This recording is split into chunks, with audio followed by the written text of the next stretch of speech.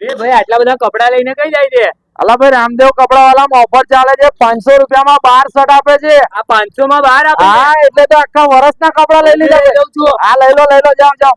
તો કેમ છો વડોદરા? આજે આપણે આવી ગયા છે રામદેવ કપડાવાલામાં, જ્યાં તમને માત્ર 500 રૂપિયામાં એક બે નહીં પરંતુ 12 શર્ટ આપી દેવાના છે.